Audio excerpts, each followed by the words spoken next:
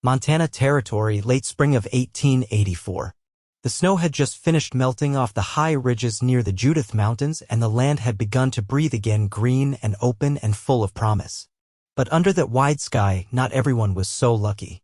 Katherine Lowell gripped the reins tight with one hand, the other shielding her eyes from the glare. Dust clouded out behind the wagon as she pushed the team harder down the rutted trail.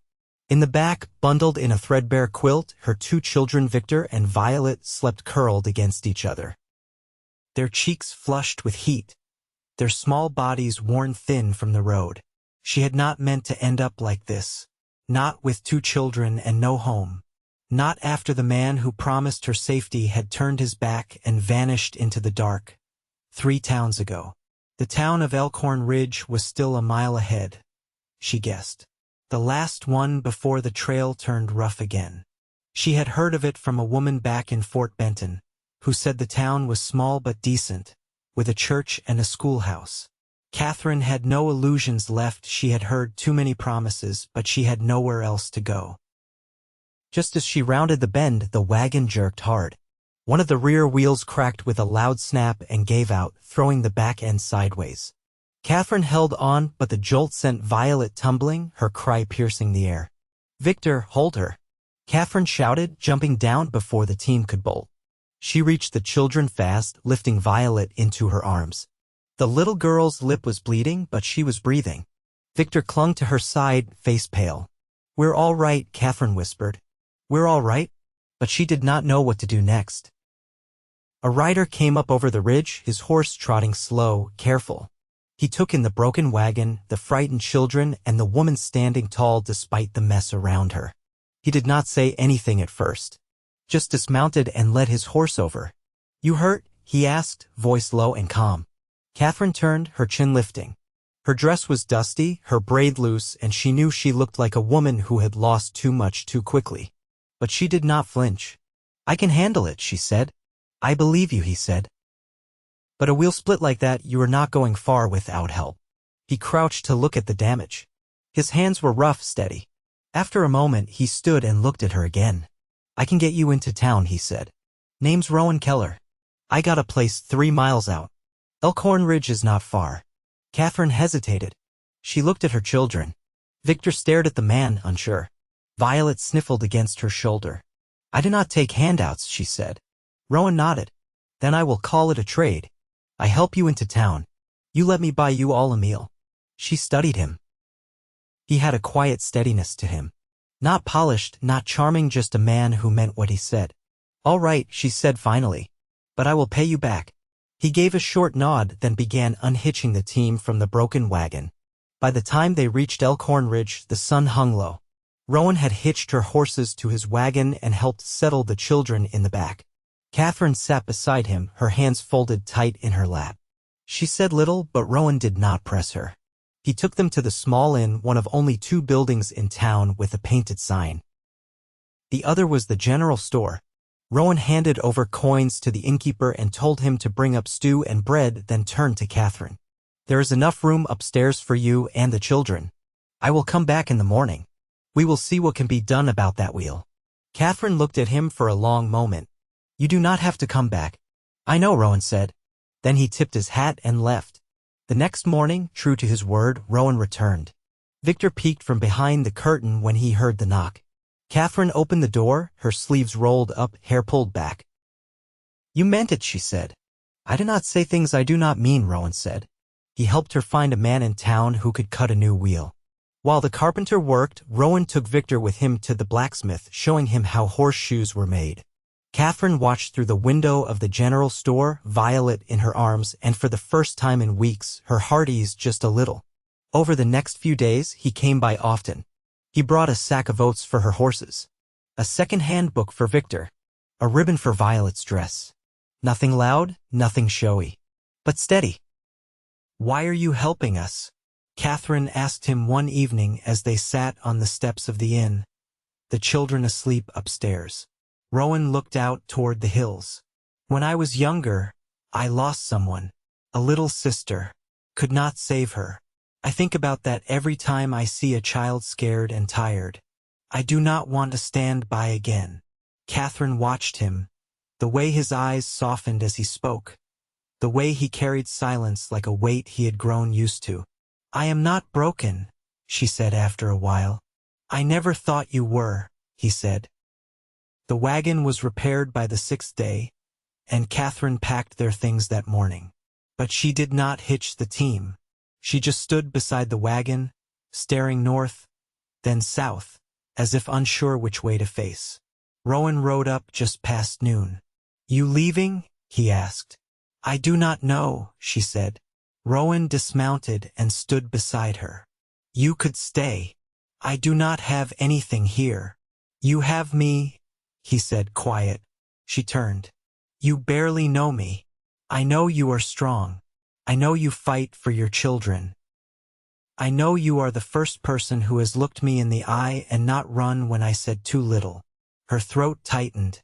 "I never had quiet," she said. "Not until these last few days. You do not talk much, but you listen." "I do."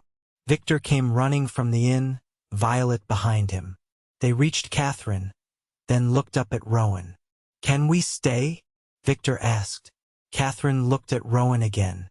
He did not smile, but his eyes held something warm. "Yes," she said. Rowan helped her unload the wagon once more. That night, they ate together in the kitchen of the inn, the children laughing for the first time in weeks. Katherine sat beside Rowan, close enough their shoulders brushed. When she looked at him, she felt something she had not in a long time. Safe. And maybe, just maybe, something more. She reached for his hand. He did not pull away. They did not need to say anything. Not yet. The wind off the ridges came warmer now. The last of the snow melted into soft earth and new growth. The air carried the scent of pine and turned soil, and the road between Elkhorn Ridge and Rowan Keller's ranch ran dry and rutted, but clear. Katherine rode beside him, her children tucked into the wagon behind, quiet beneath a patched oilcloth canopy. The sun brushed her shoulders through the fabric of her blouse, and her hands, worn from weeks of travel, rested easier on the reins. It had taken her 3 days to agree to see the ranch. Rowan hadn't asked again after that first night. He came each morning, brought things they needed without fuss, and left room for her to decide. On the 3rd morning, she'd stepped out of the inn just after dawn, a tin pail of wash water in her hands, and asked if he still had that extra room he'd mentioned. He hadn't answered right away, just took the pail from her without asking, poured it out, and said he'd hitched the wagon. Now, as the land widened around them and the last fence line came into view, Katherine sat a little straighter. The house stood low and square at the edge of a shallow draw, its roof dark with pine shakes, a lean to shed off the east side. A corral curved past it, empty but well kept, and a handful of chickens wandered freely near a row of staked beans just sprouting from the ground. Victor leaned out the back of the wagon, eyes wide. "It's big," he whispered, mostly to himself. Rowan glanced at Katherine. "It's just the 1 bedroom, but we can make space." She gave a small nod. "We've slept colder places." He didn't answer, just pulled up beside the house and stepped down to help her with the wagon. Inside, the front room held a broad table and 2 chairs, a cook stove in the corner, and a cot rolled tight against the far wall. The walls were plain, the floors swept, and everything smelled faintly of tobacco and cedar. There wasn't much, but there was nothing wasted either. Rowan brought in their trunk himself, then turned toward her with one hand braced on the doorframe. "You'll take the bed. I'll move my things to the cot." She didn't argue. "What work do you need done?" He tilted his head slightly. "You don't need to earn your place the first day." That wasn't the question. He studied her for a moment, then nodded once. "Garden needs thinning. Chickens need fresh water. I'll be out back splitting fence rails." She left the children to unpack at their own pace and stepped outside, apron already tied. She moved through his garden with practiced hands, plucking the weaker seedlings from around the stronger ones, setting the extras in a pail so nothing went to waste. It wasn't much different from what her mother had taught her back in Missouri before everything turned sideways. She didn't see Rowan again until near dusk, when he came in from the field soaked through with sweat and sawdust, shirt clinging to his back. He didn't say a word as he set the axe aside, just nodded toward the pump and disappeared around the shed. She heard the sound of his boots in the dust, the creak of the handle, and after a moment, the low rush of water. That night she cooked. Nothing fancy, just cornmeal cakes and boiled greens with fatback, but the children ate like they hadn't tasted food in a week. Rowan didn't take more than one serving and said nothing about the meal, but when he rose from the table he cleared the dishes and washed them himself. Victor watched him with quiet curiosity. "Did you always live alone?" Rowan glanced at Katherine, then back to the boy. "Since I was about your age." "Where's your ma?" Violet asked, her chin sticky with molasses. "She died when I was small." Victor nodded solemnly as if filing that away. "Mine, too." Katherine started to speak, but Rowan met her gaze and gave a small shake of his head, just enough to say he had it in hand. She let the silence sit. Later, once the children were asleep and the fire burned low, Katherine stepped onto the porch. The stars were out, no clouds, the sky wide and humming. She folded her arms tightly across her chest and leaned against the post. Rowan joined her after a while, sitting on the top step with his arms resting on his knees. He didn't look at her. "There's a man," he said after a stretch of quiet. "Name's Hal McDonough. Has a tract 2 miles west. He's been asking after a housekeeper." She didn't answer. "I told him I knew someone capable. But I didn't give your name yet." Katherine looked out at the dark shapes of the hills. "You want me to leave?" "No," he said it like it was a fact, not a wish. "Just the truth. But if you want your own coin and you don't want to be beholden to me, it would be honest work." She thought about it. "I'd need to bring the children. He's got a wife and a daughter. They'd be welcome." She didn't ask how he knew. It didn't matter. "I'll think on it," she said. He nodded, then stood. "There's a kettle on the stove if you want tea." She stayed on the porch a while longer after he went in. The night was quiet, save for the rustle of the cottonwoods and the low murmur of crickets. She thought of the road behind her, the long miles and the cold nights, and the way her children had laughed that evening over nothing at all. She hadn't heard them laugh like that in months. The next morning, she rode out to the McDonough place and spoke with the wife, a stooped but sharp-eyed woman named Clara. They talked while shelling peas, and by the end of it, Clara offered her $2 a week and Sunday afternoons free. It wasn't much, but it was fair. By the time she returned to Rowan's, the sun was high and the children were barefoot in the yard, chasing a moth. Rowan sat on the porch, sanding a length of hickory, watching them. She dismounted and tied her mare to the post. "I'll take the job," she said. Rowan nodded once. "You'll need a way to get there regular." "I'll walk."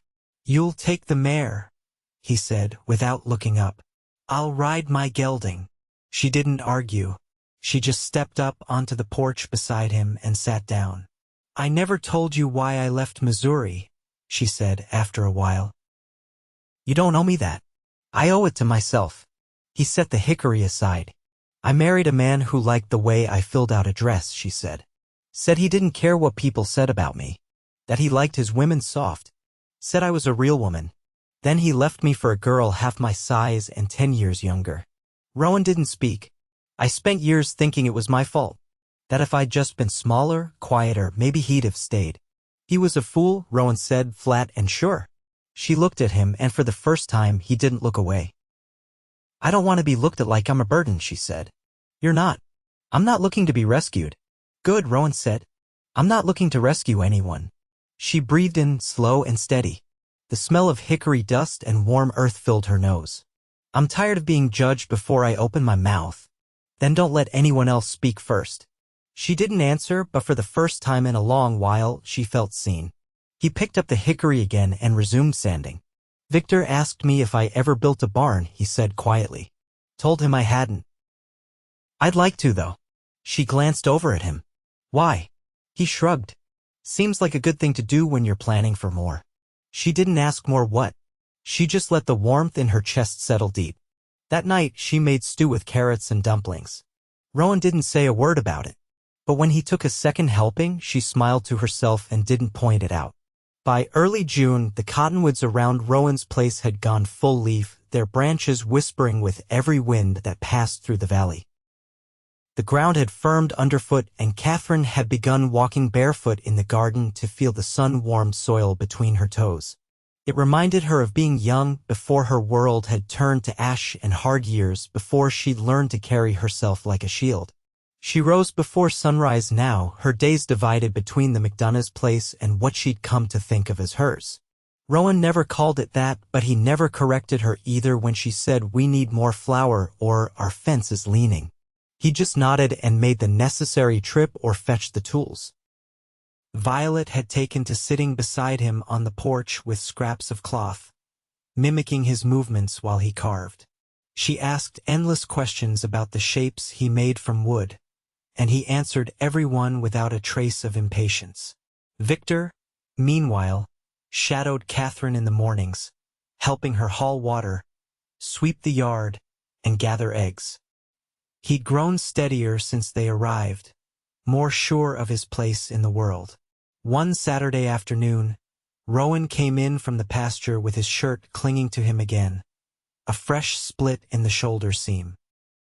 He dropped his hat on the table and reached for the water bucket, but Katherine stopped him with a hand on his arm.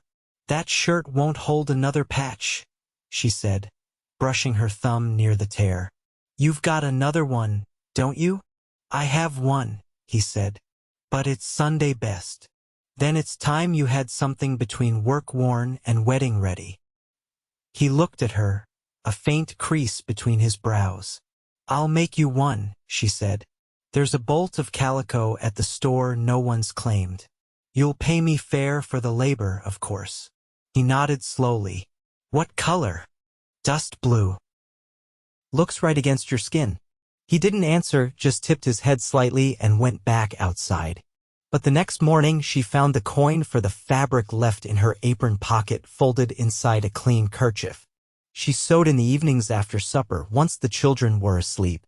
Rowan would sit nearby with his whittling or a book, the two of them wrapped in quiet company. She never asked what he read, and he never commented on her stitching, but once when she pricked her finger and cursed under her breath, he looked up and said, "You've a sharp tongue for someone with such gentle hands." She didn't respond, but her cheeks burned hotter than the lantern flame.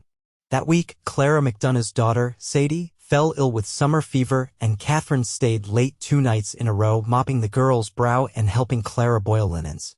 When she returned home the second night, Rowan was still awake, sitting on the porch with the lantern burning low. He didn't ask why she was late. He just rose and took the basket from her hands. "You're tired," he said. "She's worse tonight, shaking all over. Clara needs help? She won't ask for it, but yes, I'll ride out again tomorrow." He nodded once, then stepped aside to let her pass. As she reached the door, she paused. "You didn't have to wait up." "I know." She didn't sleep much that night, the worry for Sadie sitting heavy on her chest. By dawn, she was already saddling the mare again. Victor came out rubbing his eyes. "You going back?" "I am." "Keep close to Rowan today." "I always do." At the McDonough's, Sadie's fever finally broke late that afternoon. Katherine didn't head back until after sundown, her limbs aching with exhaustion. When she reached the ranch, the house glowed with lamplight. She swung down from the saddle, her knees nearly giving beneath her. Inside, Rowan had left a plate covered on the table, a folded note pinned beneath the fork. She stared at it for a long moment before lifting the paper. It wasn't a note exactly, just a single line written in careful, blocky letters. "You don't have to carry it all." She stood there with the paper in her hand and the warmth of the room pressing around her, and for the first time in years she let herself cry where someone might hear her. The next morning she didn't rise early. Rowan kept the children outside and let her sleep. When she finally came down, hair unbraided and eyes still rimmed with fatigue, he handed her a mug of chicory and pointed to the chair. "Sit." She did. He didn't say anything else, just poured her a second cup when the first ran out. That afternoon, he brought her to the west side of the pasture, where the wildflowers grew thick and sun-touched. He knelt and pushed back the tall grass to reveal a stone outline on the ground, half-finished. "Was going to build a barn here," he said, "but it's too far from the house." Thought it might make a good root cellar. She crouched beside him, fingers trailing over the stone. You've been working on this alone? Off and on. Some jobs don't rush. She looked up. You want help? He met her gaze. I want a reason to finish it. She didn't answer right away. Then she stood, brushed the dirt from her palms and said, Then let's finish it. They worked side by side for the next 2 weeks, laying stone and tamping earth, the children hauling smaller rocks and gathering kindling. At night, Katherine sewed by lantern light, finishing the blue shirt and hanging it on the back of Rowan's chair without ceremony. He found it the next morning, tried it on without a word, and wore it every Sunday after.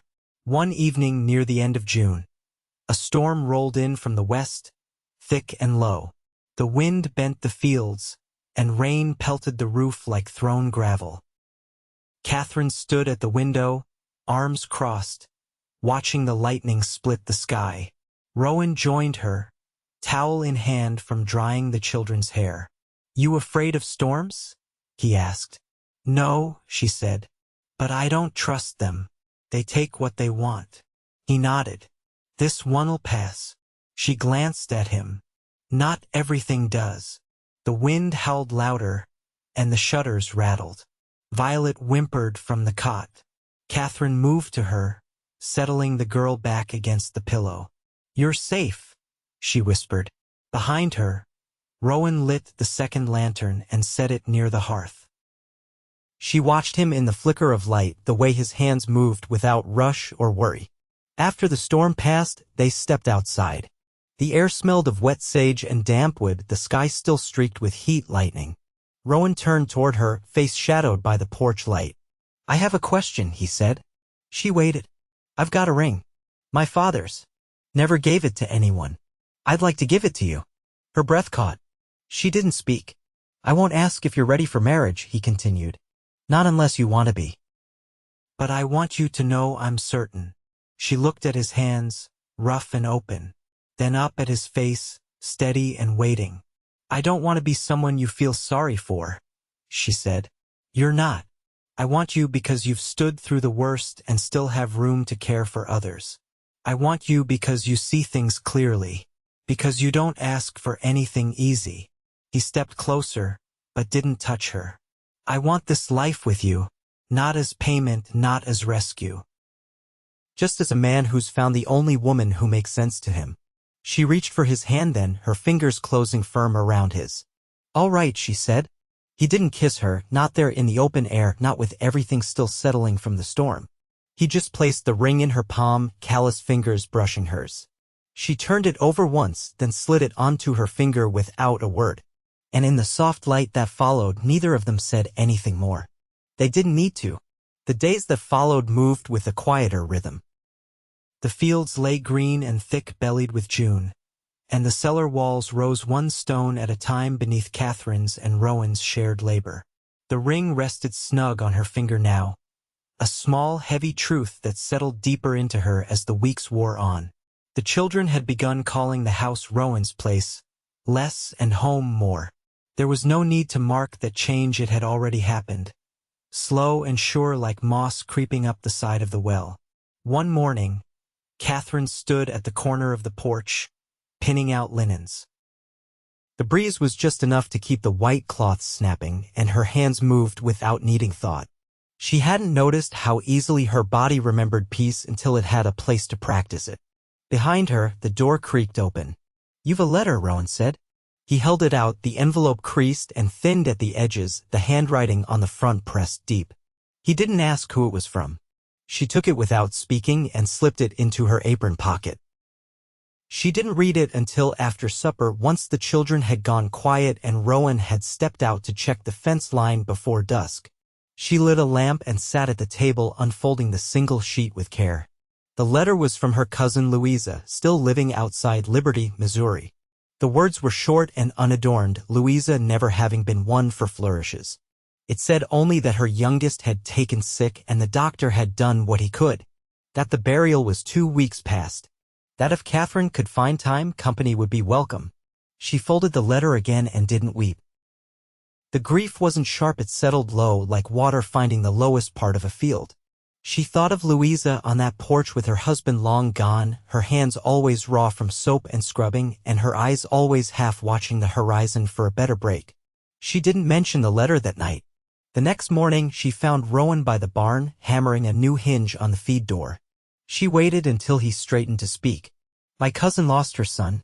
Rowan wiped his hands on a rag and watched her. "She's alone now." She didn't ask, but I know what she means. He nodded once. "You want to go?" "I do." "You should." "I'd take the children. Just for a week. I'll see you off and I'll be here when you return." She looked at him then, and something in her chest eased at the way he said it. No hesitation. No protest. Just quiet certainty. "You'll manage the place?" "I've done it before." "I know. I just hate to leave it." "You're not leaving it. You're visiting someone who needs you." She reached for his hand. For a long time, she hadn't known what it was to be loved without needing to earn it. This, she realized, was what it felt like. Someone trusting your judgment without question. Someone staying even when you stepped away. She left 2 days later, wagon loaded with flour, dried apples, and a jar of salve Clara McDonough had pressed into her hands. The children rode with her, sleepy and curious. Rowan lifted Violet into the seat, then tucked a folded shawl beside Victor without comment. At the edge of the property, she reined in the horses. Rowan stood beneath the cottonwood, hat in hand. "I'll be back before the wheat ripens," she said. He nodded. "I'll be here." She hesitated, then leaned down and pressed a kiss to his cheek. It was the first time she'd done so in full daylight without the hush of night between them. He didn't flinch, just reached up and touched her jaw with blunt fingers. "Go on now," he said. She did. The road to Missouri stretched hard and long, but it didn't feel the same as when she'd first come west. She had no fear in her gut, no dread rising with each mile. The weight she carried wasn't uncertainty, it was the pull of 2 homes now, each with someone needing her. Louisa's cabin sat in the shadow of a willow, the porch sagging a little more than Katherine remembered. Louisa answered the door with a face hollowed by grief but not broken. They embraced without words, and the children settled quickly into the rhythms of the place, Victor chopping kindling, Violet picking wild mint from near the creek. They buried the boy's shirt in the far corner of the field where the wild violets grew thickest. Louisa stood with her arms folded tight, the wind catching her skirts. Katherine didn't speak until the sun dipped low. "You're strong." Louisa gave a brittle laugh. "I don't feel it." "You don't have to. You're still here." Later that night, they sat by the hearth, a kettle between them. "You look better," Louisa said. Katherine smiled faintly. "I feel it." "You found a man?" "I found a place where I'm not made to feel lacking." Louisa met her eyes. "About time." They didn't speak of the dead again. When she returned to Montana 1 week later, the sky hung low with heat and the wheat heads had begun to pale. Rowan was waiting at the bend in the road, a pail of water in one hand, his shirt damp at the collar. He didn't rush forward, just stood and waited until the wagon pulled up alongside. "Fence held," he said. "Chickens laid 6 eggs yesterday." She stepped down from the wagon and held his gaze. "I missed you," she said. He didn't answer, just pulled her close and held her there, the sun hot on their backs and the dust rising around their boots. That night, after the children had gone to bed, they sat together in the back field, the grass high around their knees. The moon lit the ridge faintly and the scent of evening primrose drifted up from the fence line. "I've been thinking," Rowan said. She turned toward him. "You've got a steady hand. You see what needs doing before it gets asked. I've got land, but you've made it feel lived in." She waited. "I don't want to wait through winter just to say what's already true." She pressed her fingers into the grass, the ring warm against her skin. "Then say it. Marry me before the frost comes." She smiled, but it wasn't sudden, it was slow, like dawn breaking. "All right," she said. They didn't talk about dresses or guests. That would come later. For now, they sat in the tall grass, the air still and warm, the stars thick above them. She leaned against his shoulder, and he laced his fingers with hers. And for the first time since she'd left Missouri, Katherine didn't wonder what would happen next. She already knew. The first frost came early that year, brushing the tops of the wheat stubble with a silver edge before the month had turned. Katherine stood just outside the barn, her hands wrapped around a basin of lice-soaked water, watching the sky lose its morning blush. The cold didn't bother her. It was the kind that woke the skin but didn't bite deep. Still, she'd be needing to bring in the last of the beans before the next hard freeze. Rowan had left before dawn to ride north and help the McDonoughs shore up their porch roof before winter set in. He hadn't said much about it, and he didn't need to. Clara had taken to calling on Katherine for advice on keeping Sadie's cough down, and the families had grown quietly close in the past weeks. It was the sort of alliance that didn't get spoken about but showed itself in small gestures: an extra jar of preserves, a freshly mended apron left on a hook. The wedding was set for the second Sunday of October.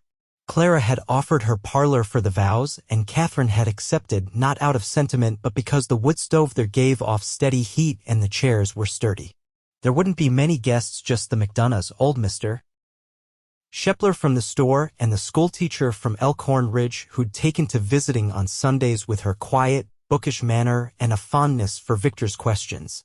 No dress had been ordered. Katherine had taken in the waist of her best calico and stitched a new hem. It would do. She carried the basin inside and set it near the hearth, where Violet sat with a scrap of wool and her needle, tongue between her teeth in concentration. Victor was outside splitting kindling. He'd taken to the task with a focus that didn't need instruction. "Don't pull the threads so tight," Katherine said. Violet nodded and eased her needle back through the cloth. "You think Rowan will like it?" "He will," Katherine said. "He likes most things you make." Violet looked up. "He's not like other men." "No," Katherine said. "He's not." That evening, Rowan returned with a sleeve torn across the forearm and sawdust in his hair. "Roof's holding," he said. McDonough's boy's nearly tall enough to reach the shingles himself. Katherine took the torn shirt without a word and fetched her sewing kit. She mended it while he washed up, the firelight catching the steady movement of her needle. When he came back inside, clean but still scented faintly of cedar, he paused at the sight of her stitching. "You never sit idle," he said. "I did once. It didn't suit me." He took the shirt from her hands and set it aside, then knelt beside her chair. His hand found hers, rough fingers curling around her palm. "You ready?" he asked. She looked at him, and there was no doubt. Yes. They married on a Sunday morning with frost still clinging to the porch steps. Clara's parlor smelled of cinnamon and wood smoke, and the schoolteacher brought a tin of molasses biscuits wrapped in a cloth. Katherine's hair was pinned back with a sprig of wintergreen, and Rowan wore the dust blue shirt she'd made him. He stood with his hands clasped behind his back, eyes steady. When Clara read the words simple, clean, holy in their plainness, Katherine felt her breath catch, not in fear, but in the way a woman might pause before stepping into a river she'd been walking toward for miles. Not a leap, but a crossing. Afterward, they shared a meal in the kitchen, and the children passed around a jar of honey, dipping biscuits until their fingers stuck. Rowan said little, but his hand found hers beneath the table, and he didn't let go. That night, after Violet and Victor had curled beneath their blankets on their own cots in the small back room, Katherine stood in the doorway of the bedroom she now shared with Rowan. The fire had fallen low, and she watched him unbuckle his belt with the same deliberate patience he gave to every task. "There's no rush," she said. He looked up. "There's no fear either." She stepped toward him, one hand catching his. He kissed her, slow and certain. No tremble, no question. When they lay down together, it wasn't with urgency. It was with the ease of two people who'd already chosen each other every day for weeks and now only had to share the warmth of the choice. The days grew colder. They brought in the last of the squash and laid straw over the root cellar steps. Rowan added a second latch to the barn door after a coyote took one of the hens. Katherine began stitching wool linings into the children's coats. They didn't talk about hardship. There was no need. They simply met each day as it came, shoulder to shoulder, hand to hand. One morning, as she stood by the window rolling out dough for the week's bread, Rowan came in, brushing snow from his collar. "McDonough's heading to Helena come spring," he said. "Says there's talk of a rail spur cutting through north of here. You think it'll reach this valley? Maybe not right away. But it's coming." She folded the dough and pressed it down. You think that'll change things? For some folks. Not for us. She looked over at him, a dusting of flour on her sleeve. No? I've got what I need. He crossed the room and kissed her temple, then took the dough and began shaping it into loaves. Victor came in not long after, cheeks red, his coat open and full of snow. There's a fox den down by the creek. I saw 3 kits. Rowan raised a brow. You leave them be? Yes, sir. Just watched. Katherine handed him a cloth for his boots. You've a good eye, she said. He looked up and his face lit in that quiet, thoughtful way he'd inherited from watching Rowan. I saw the tracks first. They were light but straight. You'll make a fine tracker yet, Rowan said. Violet came in behind him, arms full of kindling. There's ice on the bucket, she announced. It's thick. Katherine set another log on the stove. Then it's time we start warming bricks for the beds. They sat together that evening, all 4 of them by the hearth, the bricks wrapped in cloth at their feet. Rowan read from one of the books Clara had given him, his voice low and even. Victor leaned against Katherine's knee and Violet traced patterns in the ash with a stick. When the children were asleep, Katherine stood by the window and watched the snow begin to fall, light and quiet. You ever think you'd be here? Rowan asked from behind her. No, she said. Not this kind of here. But I hoped. He stepped up and wrapped his arms around her waist. She leaned back into him, the ring cool on her finger, the fire at her back. You regret anything? He asked. She shook her head. Only that it took so long. He kissed the side of her neck and rested his chin on her shoulder. We've got time now, he said. They did. The winter passed with no surprises. The root cellar held and the hens began laying again by mid-February. Clara's daughter recovered and the schoolteacher began teaching Victor his letters in the evenings. Violet announced she wanted a goat come spring and Rowan said they'd see if one took to the pasture. In early April, Katherine stood at the edge of the field as Rowan dug post holes for a new fence.